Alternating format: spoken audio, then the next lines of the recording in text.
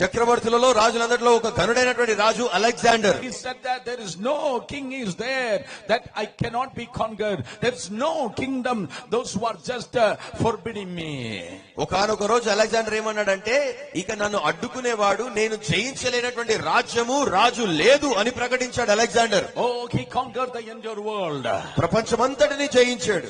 Some people poisoned King Alexander. అయితే తన విజయము, తన మహిమ యొక్క ఆ యొక్క ఆర్భాటంలో ఆయన ఉన్నటువంటి తారా స్థాయిలో ఎవరో అలెగ్జాండర్ కి విషం పెట్టేశారు. Oh, he was in the deathbed. తన మరణ పడకలో ఉన్నాడు Alexander. While I am going to die, నేను చనిపోబోతున్నాను. I have to make 2 holes in my coffin box and keep my both empty hands outside. మీరేం చేయాలంటే, నా యొక్క సమాధి పెట్టెలో మీరు నన్ను పెట్టినప్పుడు ఆ సమాధి పెట్టెకు 2 రంధ్రాలు చేసి నా 2 చేతులను బయటికి చాపి పెట్టాలి అని చెప్పాడు. Let the whole world came to know that Alexander has taken anything from this world.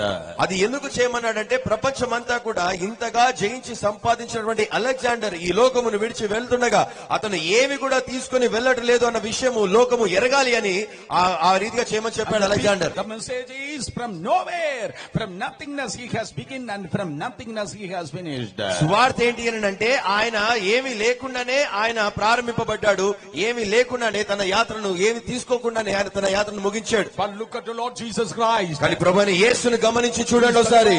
He called out everything from nothingness. ఆయన ప్రభువై ఉన్నాడు. ఆయన శూన్యములో నుండి సమస్తమును సృష్టించిన దేవుడు. Jesus not a creature but he is the creator.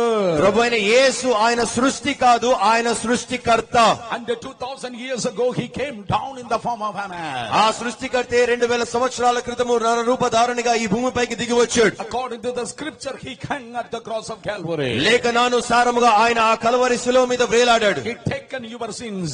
మీ పాపములను ఆయన తీసుకున్నాడు. He bore your sickness. మీ అనారోగ్యములను భరించాడు. He took away all your curses. Me శాపములన్నిటిని తొలగించాడు. He bore all your pains. మీ బాధలు, మీ వేదనలన్నిటిని ఆయన భరించాడు, సహించాడు. He has taken your sorrow.